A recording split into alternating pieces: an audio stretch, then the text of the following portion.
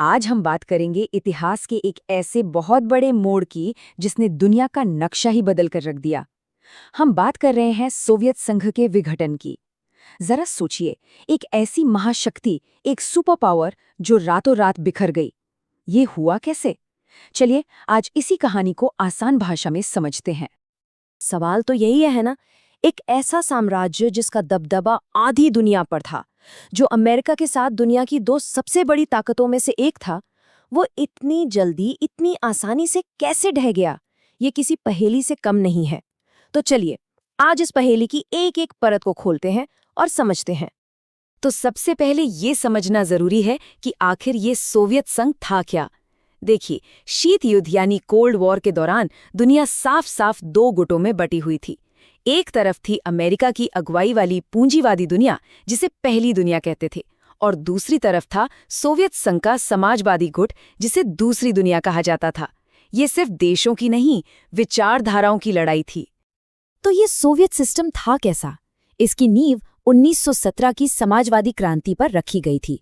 यहाँ 70 सालों तक सिर्फ और सिर्फ एक ही पार्टी, कम्युनिस्ट पार्टी का राज रहा, कोई विपक्ष नहीं। अर्थव्यवस्था पूरी तरह से सरकार के कंट्रोल में थी। मतलब क्या बनेगा, कितना बनेगा, सब सरकार तय करती थी। हाँ, ये जरूर था कि नागरिकों को रोटी, कपड़ा, मकान, स्वास्थ्य, शिक्षा जैसी बुनियादी जरूरतें सरकार की तरफ से मिलती थी। लेकिन जब बात आती थी उपभोक्ता चीजों की, तो उनकी क्वालिटी पश्चिमी देशों जैसी बिल्कुल नहीं थी। तो आप देख सकते हैं, ये दो बिल्कुल अलग दुनियाएं थी। एक तरफ सोवियत समाजवाद, जिसका आदर्श तो समानता का था, लेकिन जहां हर चीज पर सरकार का कंट्रोल था और विरोध की कोई जगह नहीं थी। और दूसरी तरफ अमेरिकी पूंजीवाद, जहां निजी संपत्ति, खुला बाजार और राजनीतिक चुनाव की आज़ादी थी। यही वो टकराव था जिसने दशकों तक पूरी दुनिया को एक तनाव में बांधे रखा। तो सवाल ये उठता है कि आखिर इतनी मजबूत दिख रही दीवार में दरारें आईं कहाँ से? क्या सिस्टम अंदर से खोखला हो रहा था, या फिर बाहर से पड़ रहे दबाव ने इसे तोड़ दिया? सच कहूं तो जवाब है दोनों। अंदर की बात करें तो सोवियत सिस्टम बुरी तरह लड़खड़ा रहा था।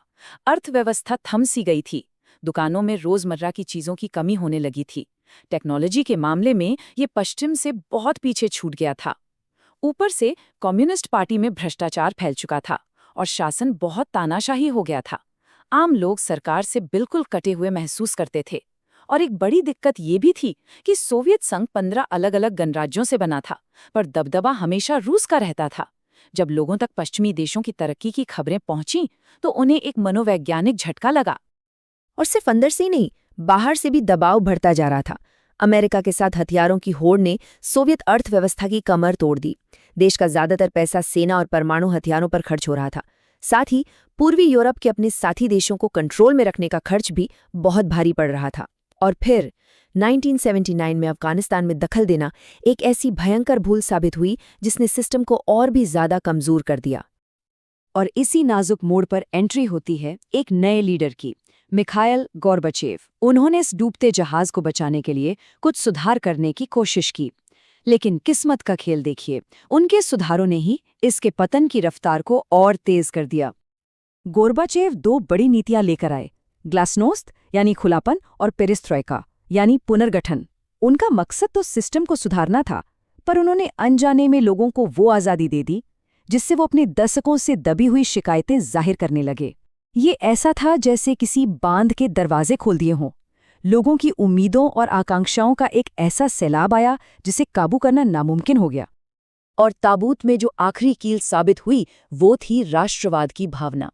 यूक्रेन, जॉर्जिया, बाल्टिक देशों जैसे गणराज्यों में आज़ादी और अपनी अलग पहचान की इच्छा इतनी जोरदार हो गई कि यही सोवियत संघ के टूटने का सबसे तात्कालिक कारण बन गई। और फिर तो देखिए सब कुछ कितनी तेजी से हुआ। 1989 में बर्लिन की दीवार गिरी, जो साम्यवाद के अंत का प्रतीक बन गई। कुछ ही महीनों बाद मार्च 1990 में लिथुआनिया आज़ादी की घोषणा करने वाला पहला गणराज्य बना। अगस्त 1991 में गोर्बाचेव को हटाने की एक नाकाम कोशिश हुई, और फिर दिसंबर 1991 में रूस, बेलारूस और यूक्रेन ने ऐलान कर दिया कि सोवियत संघ अब खत्म हो चुका है। 25 दिसंबर को गोर्बाचेव ने इस्तीफा दिया और सोवियत संघ इतिहास के पन्नों में दर्ज हो गया। सोवियत संघ तो खत्म हो गया, पर कहानी यहाँ खत्म नहीं हुई। असल में इसके बाद जो दौर आया, वो कई मायनों में शायद और भी ज्यादा दर्दनाक था। साम्यवाद से पूंजीवाद की तरफ जाने का ये सफर एक शॉक थेरेपी जैसा था, जिसने लाखों लोगों की जिंदगी को उथल-पुथल कर दिया। शॉक थेरेपी का मतलब था, जैसा नाम से ही पता चलता है, शॉक देकर इलाज करना। ये वर्ल्ड बैंक और IMF का सुझाया एक मॉडल था, जिसका मकसद था सोवियत दौर की हर चीज को जड़ से उखाड़ फेंकना और सीधे सीधे पूंजीवाद को अपना लेना। ये एक बहुत ही बड़ा और जोखिम भरा प्रयोग था। इस मॉडल के तहत सब कुछ बहुत तेजी से बदला गया। रातों रात सरकारी कंपनियों को निजी हाथों में बेच दिया गया।